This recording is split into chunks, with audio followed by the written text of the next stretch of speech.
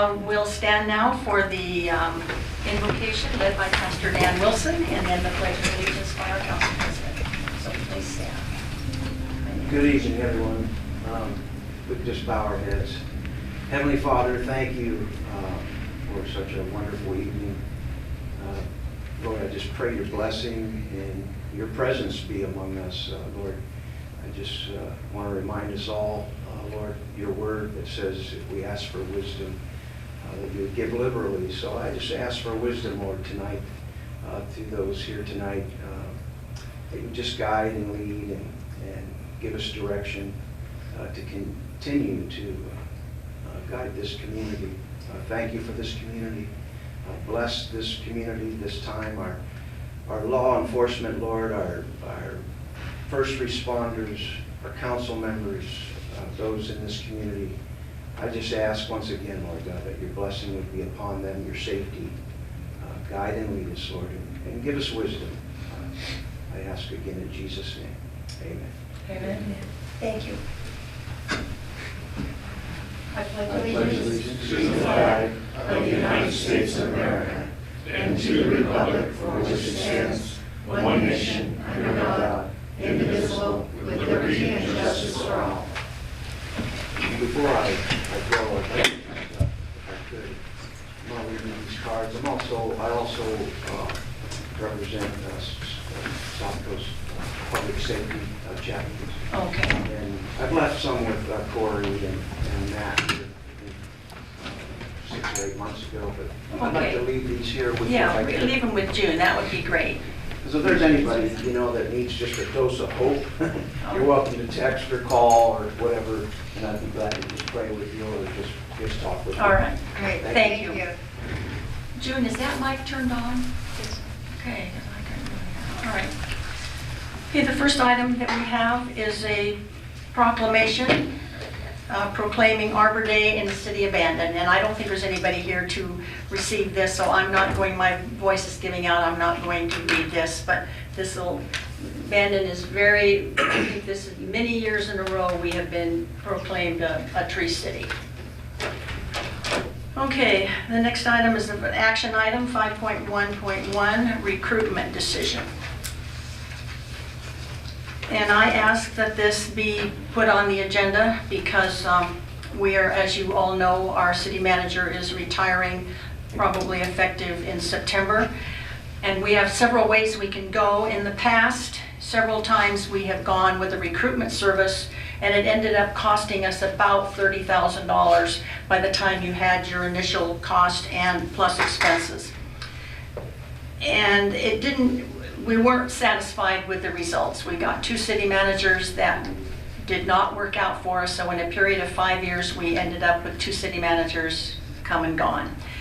And I just went through the process at the hospital where the board did not go through a recruitment service, and we hired on our own the new CEO for the hospital, and I think we did an excellent job. And I'm thinking that with June's help, June has already started talking to other cities. We know where we advertise. We advertise in the International City Managers Association and through the League of Oregon Cities.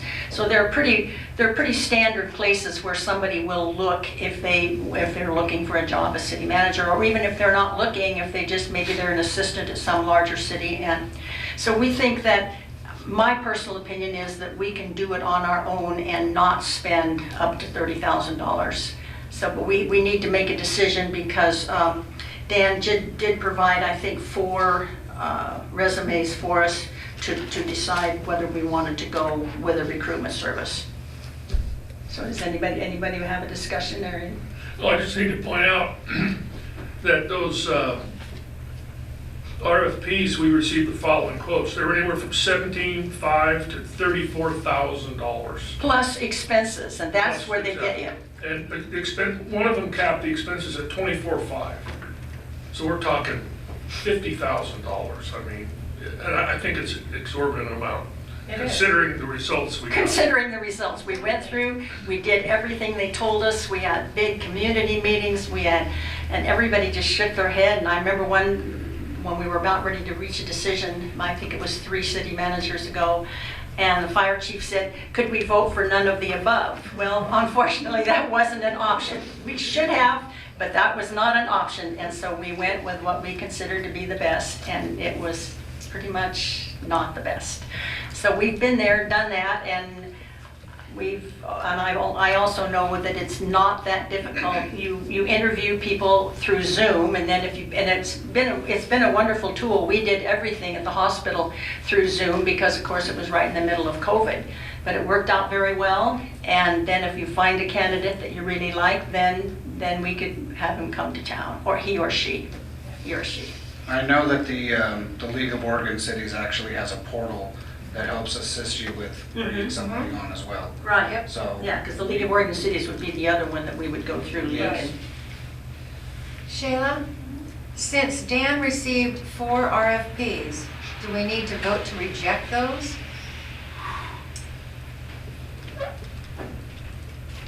I don't know what format he sought these. If he just, I don't think he put it out to formal bid, or was he just No. seeking comment from them? I don't think these have been submitted as a formal bid. Okay, so we don't need to reject them. You Okay. put them out as an RFP. Request for proposals. Right, So they just proposed, and okay. we aren't under any obligation to accept any of them. Okay, so I guess the motion's going to be, Madam Mayor, make a motion that the council start looking, I don't know, what other language to do it, for a city manager by contacting public sources that are available to us. Okay?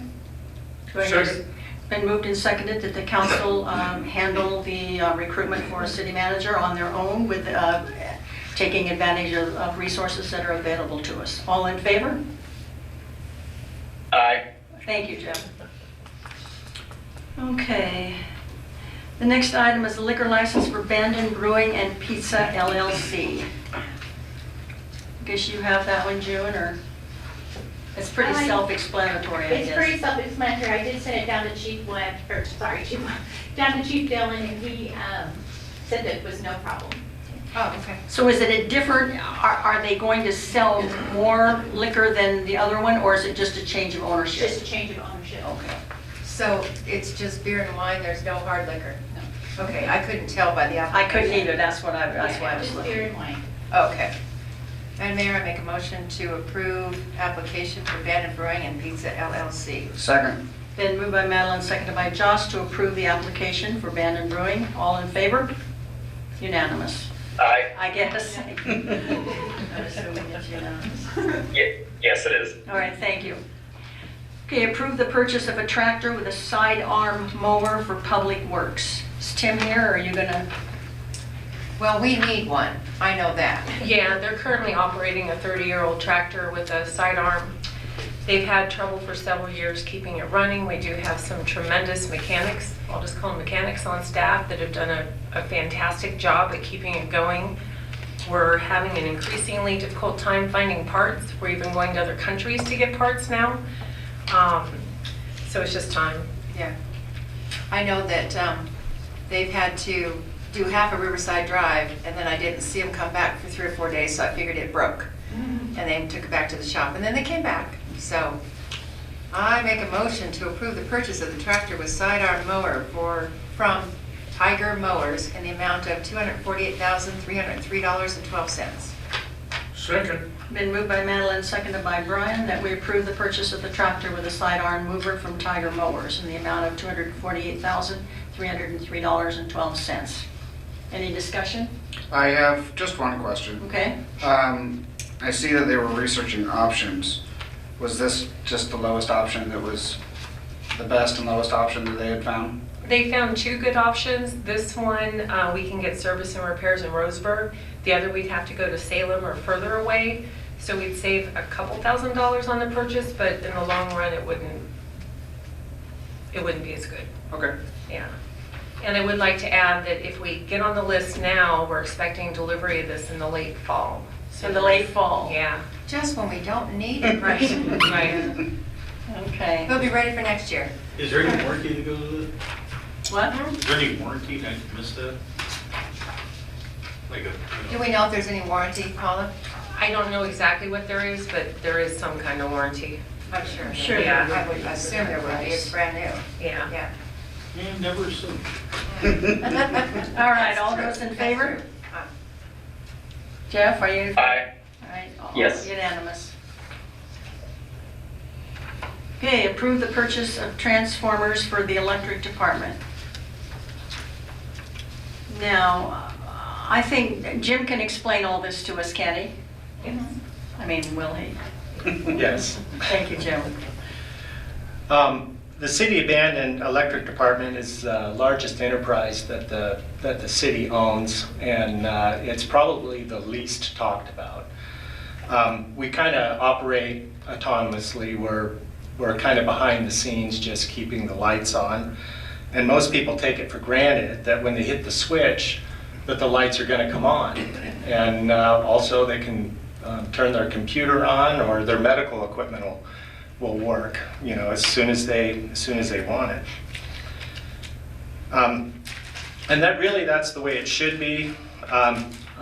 If we're behind the scenes working and no one really gives a thought to these issues, then we're doing our job. And they also the community has an expectation for a quick response to outages when storms roll in.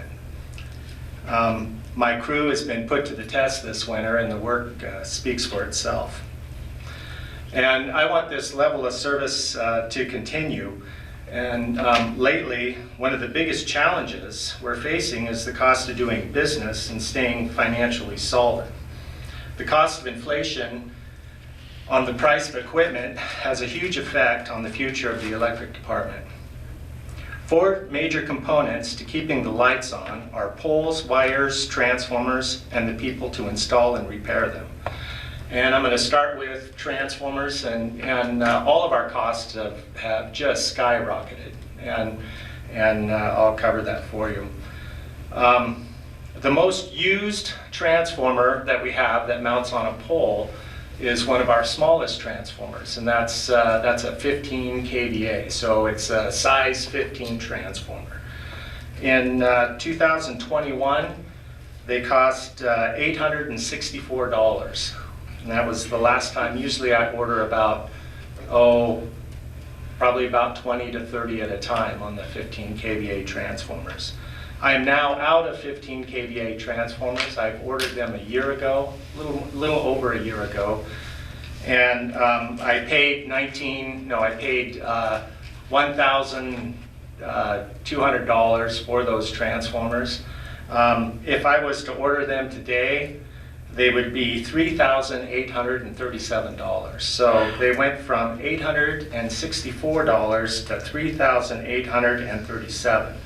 So that's a 344% increase on the transformers that we use most often.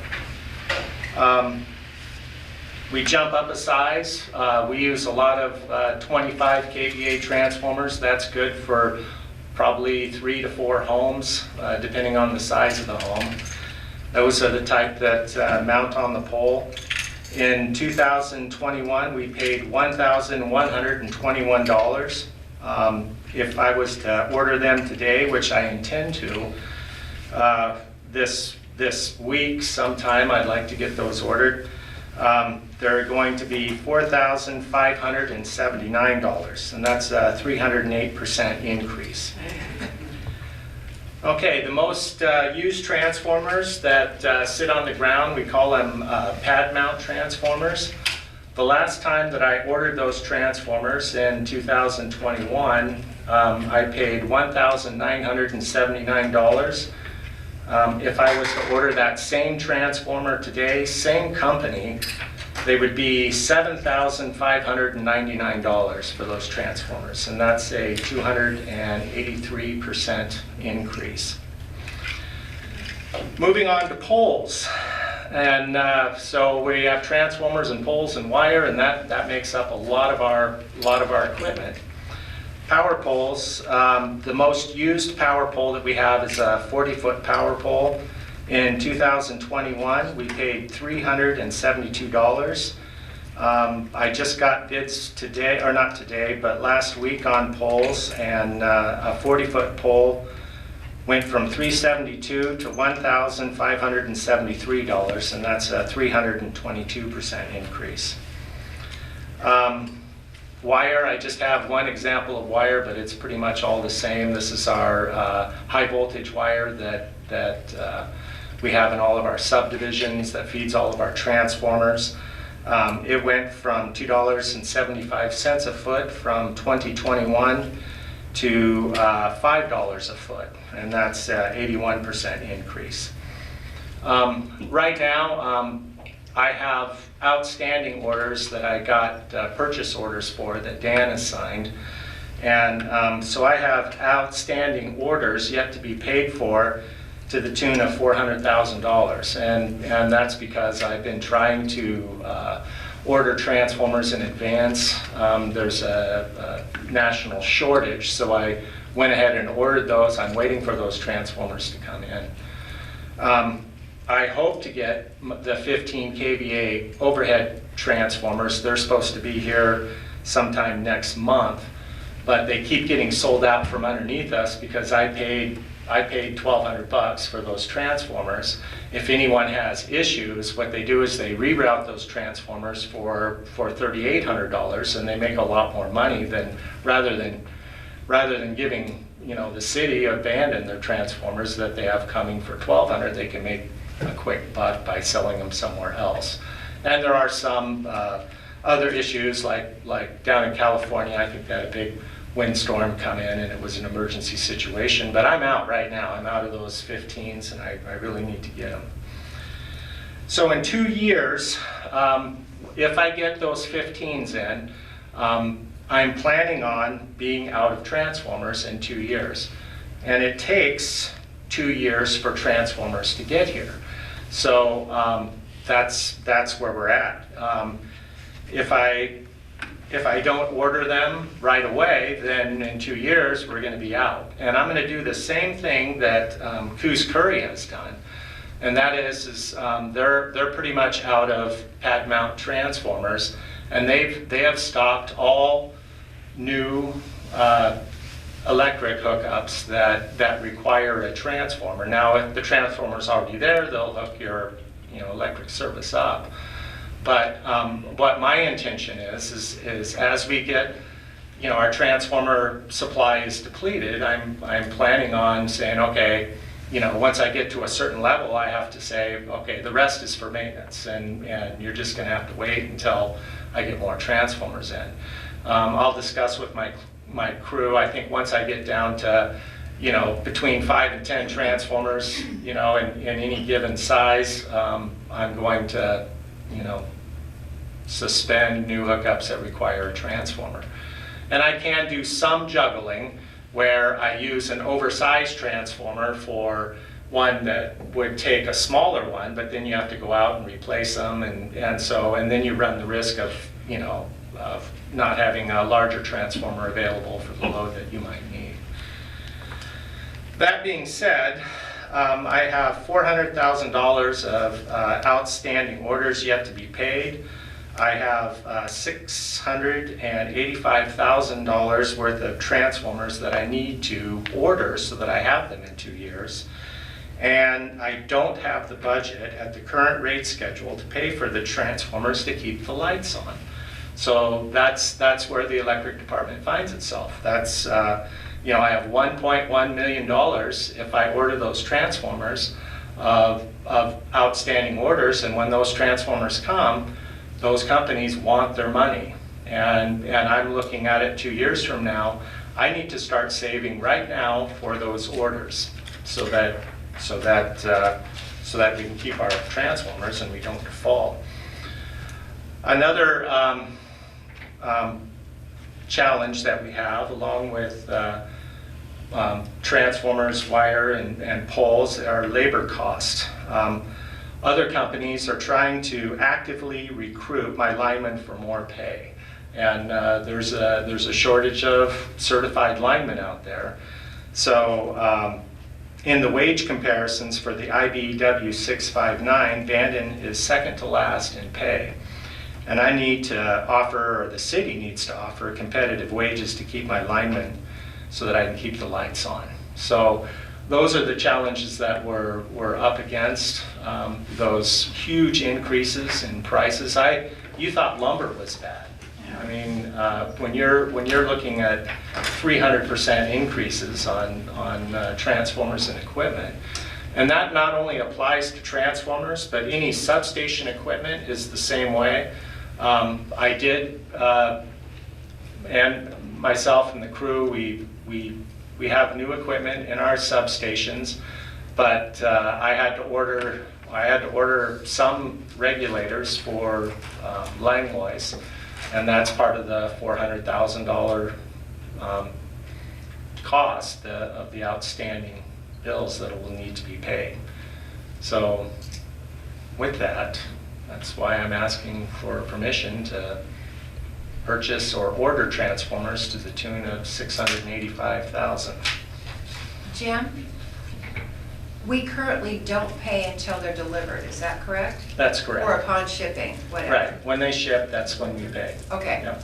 Do you foresee these companies asking for payment up front and/or maybe 50% down in the next couple of years? It sounds like they're getting awfully greedy, but... Well, there's such a high demand for transformers and other utilities. They can raise rates to cover that cost. So if I say, oh, well, you know, I don't want the transformers, they know that we're going to take them. I mean, because they can sell them anywhere. Sure. And so they're not too worried about collecting a deposit right now. At least they haven't said that. Okay. Where are most of these transformers manufactured? I have 3 companies that I buy from: Howard, Ermco, and Cooper. And I don't know exactly where they're manufactured. I do know that I have heard that there's a shortage of electrical metal in the United States, so the raw material that is required to get these transformers, there's just a shortage of the raw material. So that's why they're so expensive. I have some theories as why poles have gotten very expensive, and I think there's a big push for broadband. I think Oregon just approved like a $250 million broadband infrastructure for rural communities, and so I think what they're doing is when they go to attach to a pole, and we're looking at a communication company putting in broadband on most of our poles south of town.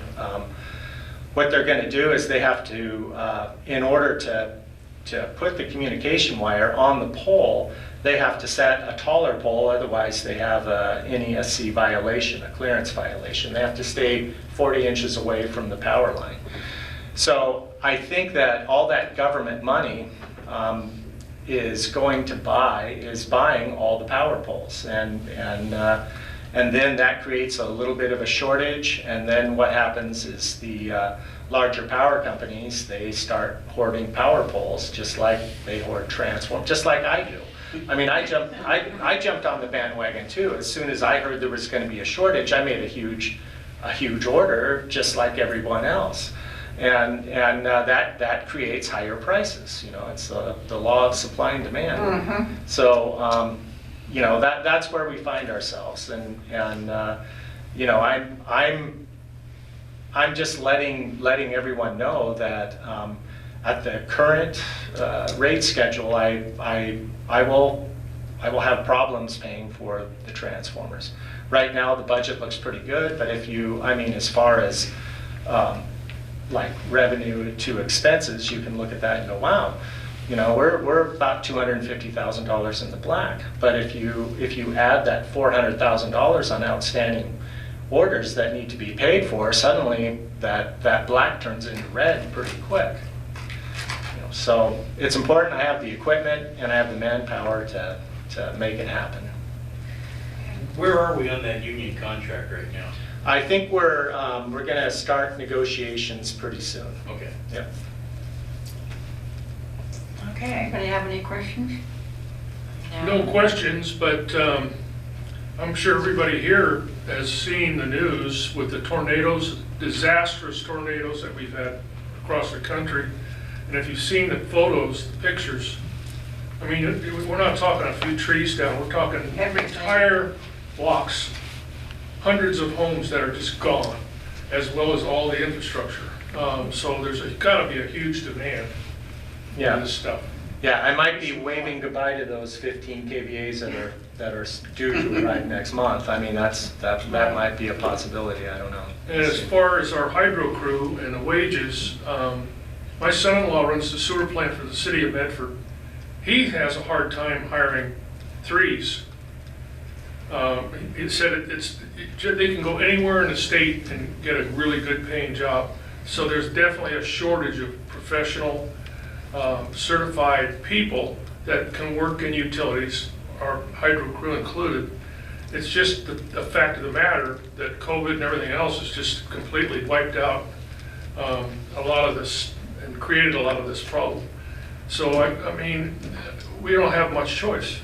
We really have to get on the ball. We've got to pass our rate increases, number one. But I see that we have to go ahead and allow this order to take place. We have to. Madam Mayor, I make a motion to approve the purchase of the transformers identified above for $682,755. Should I I'll second. add, as of today, that's the price? Or should- Yeah, we had I talked it over with Paula, and we have a 10% adder on that. And Okay. because if you wait too long, the price goes up. Right. And that's where we're at right now. Okay. So it should cover it. I second it. All right, it's been moved and seconded that we approve the purchase of the transformers. All in favor? Aye. Unanimous, thank you. Okay, now, Our ballot measures. I put these ballot measures on because the council, we can say whatever we want to up here. We can advocate, we can urge, we can, the last time when we started to talk about it, we had somebody in the audience who said, no, don't talk about it in the public. You've got to, we've got to not talk about it in public. Well, we need to talk about it in public. Obviously, our main goal is to educate people as to the need for these things. And as you can see, we don't have very many people here tonight. I hope that people will take advantage of the camera and tune in and see some of the, understand the information.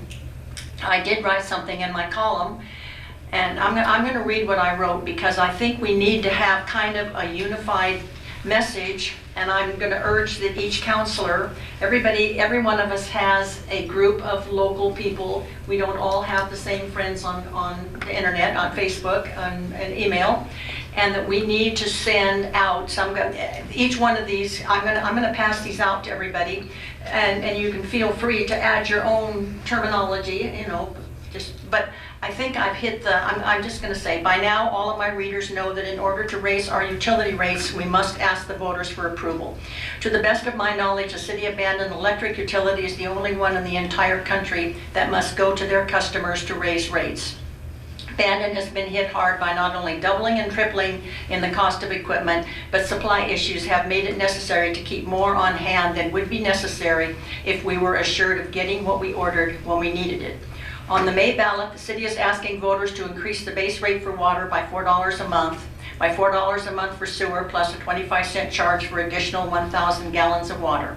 The electric increase will find a raise of $5 a month increase on the base rate for inside city customers and $10 for outside city, plus an increase in the per kilowatt charge of 1.2 cents per kilowatt hour, which will bring the residential cost to 8.75 cents per kilowatt hour for the first 650 kilowatt per month in both inside and outside, and 9.46 cents for other residential usage. Commercial and other accounts will also see a prorated increase. This is the reality of the cost to run an electric department. It transcends politics, opinions, and comes down to keeping the lights on. Other electric companies can more easily afford to operate under these conditions, but we are hampered by our inability to set rates.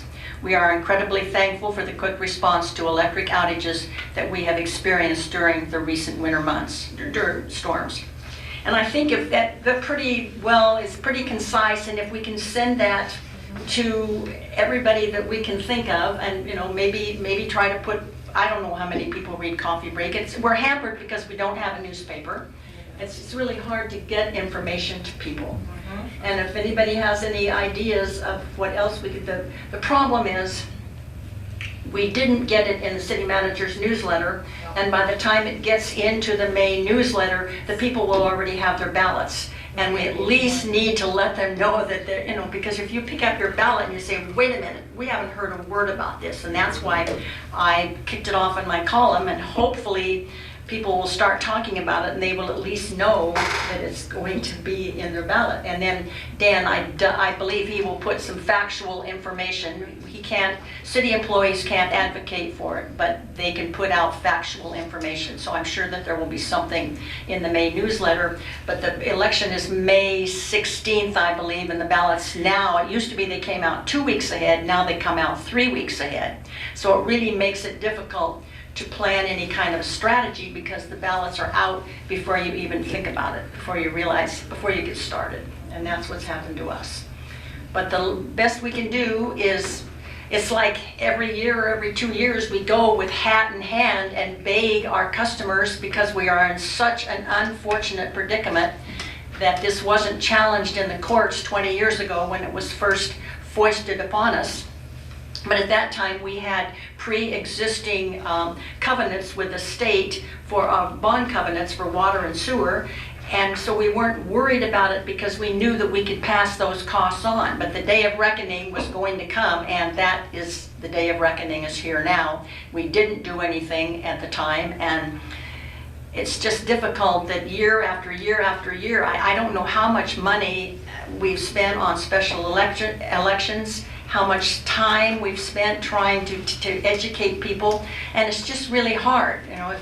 If the grocery stores had to educate people every time they raised a price on their groceries, can you imagine what that would be? Or the service station had to give you, or Mr. Stadelman up there at Bandon Supply, if they had to give you a justification for every time they wanted to raise a rate, think of how ridiculous that is. Well, that's the position that we're in, and we have been in for years and years, and it looks to me like Dan has put out a questionnaire to try to gauge the will of the people, and every time he mentions, will you restore rate setting authority to the council, there's a great big no. So we don't know how that's ever going to change. Every year, every 2 years, as we need to raise rates, we're going to have to come back. And the story we talked about last time, and we have actually more earnestly talked about it. I think the important thing to remember is that if it gets to the point where the people will not support a rate increase, then we have an ability to sell our utilities. And that would, we have we can do two ways. I believe the city of Canby, there's only, I think, 11 municipally owned utilities in the state. So we're by far in the minority. Most people get their power from like Pacific Power and Light or Portland General Electric. But if we were to sell our utilities, then we would have absolutely no control. The community will have no control. They don't understand that we have to pay the same utility rates that everybody else pays, and we will all be hit hard if it comes to the point where we have to sell our utilities. And I don't want to ever have to do that. That's been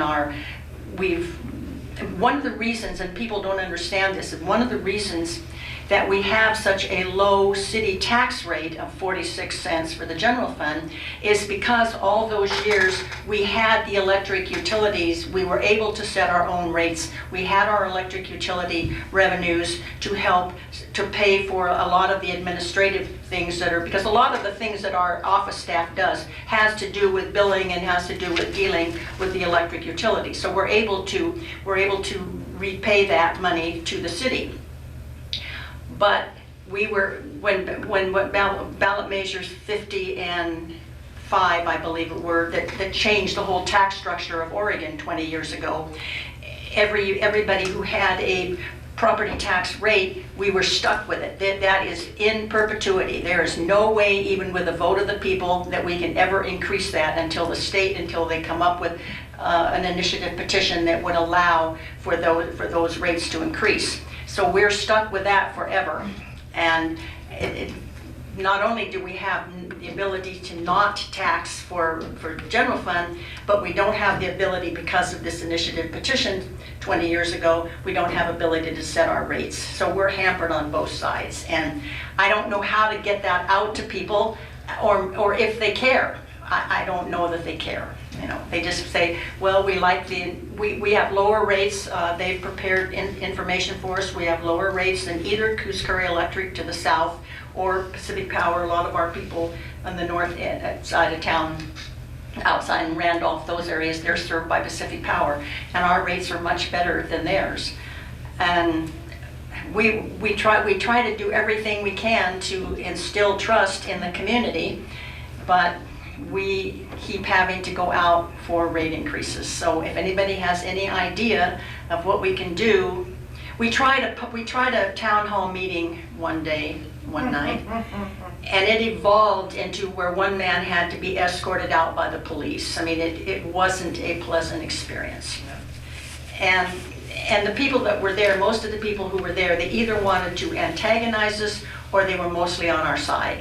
So we were just kind of preaching to the choir they already knew, and maybe you have 30, 40 people, but then look how many people we have in the community that you'd have to reach, and we don't know how to do it, so. Well, I want to say one thing.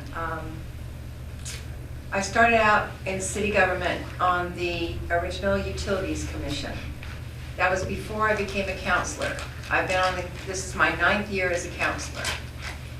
And that utility commission started out trying to get our rates raised that long ago, 10 years ago. We've been working on this. And the increases that we have received, we can't use for maintenance or operations. It has to go for capital improvements.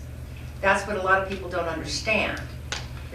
I received that phone calls that I made. Well, we just gave you one 2 years ago, but they don't understand. That's not for maintenance. That is only for capital improvements. We can't touch it to maintain our utilities. And we're up against a wall now. 10 years we've been working on this, trying to educate the people of Bandon that we need to raise our rates in order to keep up with the costs. And if we don't, and I've been accused of this, you've threatened us so many times about selling the utilities, I think at this point we're up against a wall.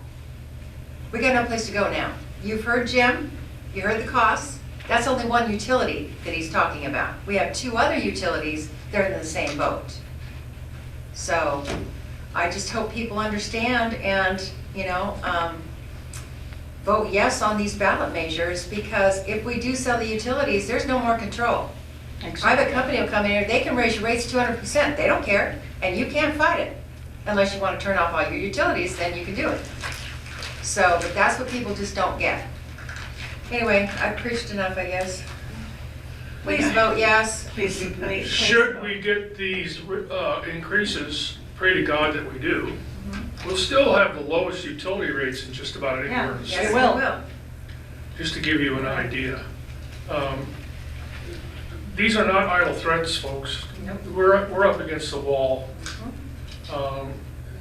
We have I know no place to go. It's not easy for a lot of the folks out there that are renting and what have you, and I understand that.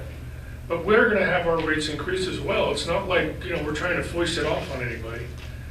We don't need a deal. Really We need pay these the rate same rates increases. as you guys We do. really need these rate increases. And you're right, we've got to figure a better way to get the word out, but I know, but when it's just, we don't have a newspaper anymore, we have, and advertising isn't cheap either, And as Mary mentioned, special elections, I think they run around $6,000, which is, we've spent money on special elections and lost most of the time. And it's just throwing money out the window. So please, consider these increases, consider just keeping our utilities open. Keep them city-owned, please. Yes, keep them city-owned. That really should be our theme. That's Keep our them goal. city-owned, because then they stop and think, wait a minute, one of these days. John, do you have something to say? Yeah, I just was wondering, if you could there was a way of communicating this, especially with the city manager's newsletter, I think it would be important to do a comparative analysis of what these increases would actually be compared to what the competitors are charging, to kind of put a little bit of perspective in this. That might be helpful. I think he actually did that a couple of months ago. Yes, he did. He Oh, he pointed did? out, Okay. yeah, I he didn't read did. that one. And that's probably, John, that's probably our best avenue is, for an education standpoint, is the city manager's newsletter. And he's done a good job since he's been here in bringing up topics that people really need to understand. Some people always say they just throw them away. As we look at Chris? Yeah, we look at Chris. But if you really want to, to get good information, that newsletter goes to every utility customer, Right. and it's, share it with your neighbors. It also goes out in email form. Yes, it does. Yeah, Some and you of read us- yours on Some of email. us read the email. Oh, okay. and then All we right. read the paper away. All right, well, so that that was just a discussion. So now we're going to do a resolution, number 2310, approving an inter-fund loan to the Water Plant Improvement Fund. And I think that's, who's going to be talking about that? Paula. I don't know where my name is. Okay, thank you. The water plant is currently upgrading to seismic valves. And to do that upgrade, they need to drain the huge tank. So it's a better use of our natural and financial resources to do the full tank rehab at one time, which includes the interior coating. And that's what they're working on now too. That was also a little past its end of life, so it was definitely time. During the rainy season, right now is the best time to do it before we hit the summer with peak season. So the fund does have $515,000 that's just not appropriated through the budget from this current year. That money will be available July 1st if the budget committee approves that. So what this is a request to do about a 2.5-month loan to fund the project now during the small window where we can get it done and then repay it in July. Okay, let me ask you a question. We're gonna borrow it from electric, Yes. okay? Now, is electric still gonna have the money to pay for the transformers if they get here? That was my question. Yes, the old transformer, the 400,000 Right, the to order. come next month, that's already budgeted Okay. and ready to okay, go. Okay, This is part of the savings for his 2-year forward Okay. transformer order. thank you for that. Any discussion? Okay, Madam Mayor, I'm making a motion to approve Resolution 2310, authorizing an internal fund loan of $170,000 from the electrical department, non-departmental, to the water plant improvement fund. Second. Been moved by Madeline, seconded by Josh, to approve Resolution 2310, authorizing an inter-fund loan of $170,000 from the electric department, non-departmental, to the water plant improvement fund. All those in favor? Aye. Thank you. Unanimous. Okay, now is there anything on the consent agenda that anybody wanted to bring up? Just I want to thank Jim Wickstrom for doing such an excellent report in this month. And basically you all heard what we've read in our packets, what he talked about this evening. But I was very impressed. It was very nice to get that with the numbers, because it's always good for us to get numbers so we can pass those on to the public. So thank you, Jim. Okay, anything anybody want to bring up? If not, I'll entertain a motion. I make a motion to approve the consent agenda. Second. Then moved by Josh, seconded by Brian, to approve the consent agenda. All in favor? Aye. Thank you, unanimous. All right, now, council mayor, oh, wait a minute. Public comment. John, you're here to talk about the crows, right? You got that right. Let me crow about the crows. Yeah, crow about the crows, and give your name and address. Yeah, Elijah. This is John Costa, 859 Chicago Avenue Southeast, Bandon, Oregon. And don't forget, we got a 3-minute limit, so Oh, great, I consolidate. better get going, okay. Consolidate. We have a serious crow problem, especially in my neighborhood. We have people throwing food out, popcorn, littering, creating a rodent problem. We now have a rodent problem where I live. We have traps set up all over the place. We have screaming in the trees from dusk to dawn. I mean, it's unbelievable. It's just I've talked to Stu Love, who's a biologist for Oregon Fish and Wildlife. He said that he agrees this is a problem. Somehow there's a vast increase in the crow population. They're destroying all the small songbirds. They eat songbirds right in my gutter every year. I'm getting sick and tired of it, to be quite honest. It's really pretty irritating. And I'm asking the city council to revise what was changed in the original ordinance, chapter 8.08, that was somehow changed by resolution 2020 that waters down pretty much crows. Crows are a nuisance. They desiccate all over our parking lot. They're scattered everywhere, all over my truck every day. And we have people actively every day out there feeding crows. And I'm getting sick and tired of it. It's really ruining my life. And I'm here to tell you that. And I wish we could do something about it. I have 2 neighbors that feel the same way. They weren't able to come here and voice their concern about this problem. But I would urge this to be changed back to the original language of 8.08.040, which includes crows, feeding of seagulls, crows, raccoons, skunks, opossums, and other wildlife. That's what it really needs to be changed to. We have 4 known violators in town, one south of town here, that goes to Price and Pride every single day and fills his shopping cart up with cooked chickens. And we're talking about 10, 15, 20 cooked chickens and scattering them all out in front of his motel south of town. We got birds getting smashed in the road. I mean, come on, we need a little bit of decency here, you know? So could we please consider changing this resolution back to where it originally was? I think we could, yes. Yeah, I think that we found out after, well, I won't tell how I found out, but we found out that crows are considered songbirds. So, yeah, I know. They eat songbirds. Well, and the thing that I noticed is in my neighborhood, these crows are so smart that when my neighbors put out their garbage, Oh, yeah. even though they put the lid down, the crows come along. They're somehow they get the lid up, and then they just tear. The neighbors are doing what they think is correct by putting their garbage in plastic, but the crows are tearing the plastic. There's garbage all over town. And I tend to agree. I mean, not everybody in my family agrees with me about crows, but I think they are a huge nuisance. And when I moved up there by the hospital 10 years ago, there weren't any crows. Now they're everywhere. And a lot of it has to do with people. it does. It has to do with people. I know it.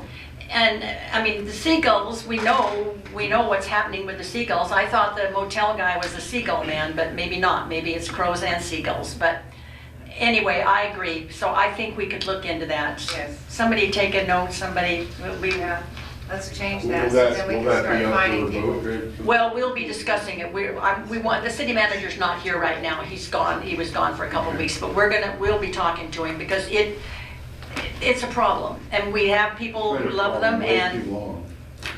yeah. Thank you, John. What was your neighborhood again, John? Huh? What was your- 59 Chicago, right behind McKay's here. Okay. Yep. All right, thanks, John. You're So, welcome. once we change this ordinance, then Richard can get addresses and start. Well, what happens is, it's not that you can't put in, it's when it causes a problem, like Yeah. it's causing in his Well, it's neighborhood. obviously a health and safety Yeah, problem now. and when people are feeding them, if people would just let them take their garbage, I mean, take the neighbor's garbage, just like they're doing They eat now. enough on garbage day. They don't need to be fed another time. They are, I know some people love them and they have pictures of them on their walls, but they love seagulls too. And look at the mess down here on Fillmore. Anybody else want to address the council? Bill? Hi, good evening, Mayor, councilors, and Bandon's team members here tonight. My name is Bill Frey, 1235 Wave Crest Lane.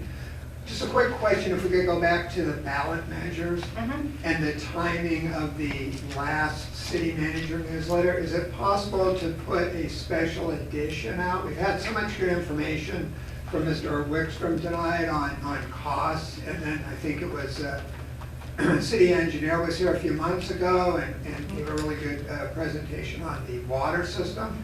We could get that information in a special edition and an email before the ballots go out, or about the same time as people make their mind. We'll try, but I'm not sure. I don't think he's going to be back until the 18th, and I imagine the ballots will be in the mail by that time. Maybe someone else could compose it, or does it have to be a city manager?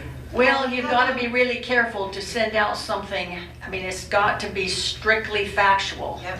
It can't be it cannot be advocating. Maybe our attorney could review the writing and Paula? weigh in on that. I mean, Councilor Vick mentioned, I think a couple months ago, I think a key to the ballot measures is getting the information out. And you're right, there's the people that have already made up their minds either way. But there's probably a lot of people out there that don't understand the what might happen if we don't increase the revenue streams. So just a thought. Okay, thanks, Bill. Thank Paula, you. how long does it take to get a newsletter out to our utility customers? I mean, we do it in the city, we obviously email it to the people that do the printing and the mailing and all of that, but what's that time span, do you know?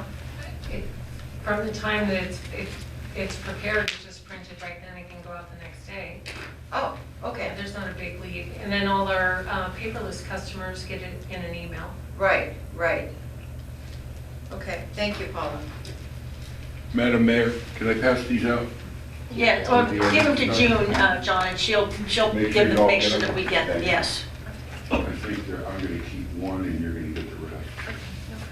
Thank you. Thank you. Okay, so now we've got council mayor staff remarks. Paula?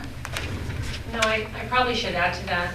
It doesn't take that long because they're with the utility bill, which has a customer address on it. Yes. So the newsletter itself doesn't have an address, so. Right. Probably my statement's not entirely correct. It would take a little longer to Generate the addresses. generate the addresses and get them in.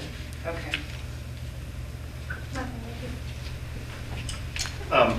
The transformers that I have coming in next month they're not $400,000. I think I got them at a really good deal, so they're only, I think I'm paying around $40,000. So I just wanted to clear up that I don't have $400,000 in the budget ready to go, but I have enough money for the transformers. They're about $40,000. Okay. Thank you. Also on the utility issues, as the mayor mentioned not too long ago, boy, we've got a lot of second home owners, Bandon. They can't vote because they're registered somewhere else. They're only here for, during the summer months.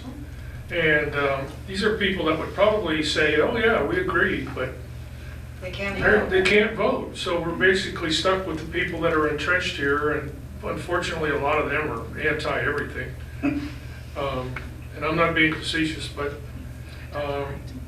we really do need to do something. And again, I also mentioned that I would be willing to throw some money into a PAC. If that's something that we could do to get this mailing out or whatever. And I'm sure there are other people that would be willing to throw some money in there too. Maybe that could expedite matters. That's all I've got. Madeline? Sorry, my brain just went all over the place. No, I don't think I have anything else.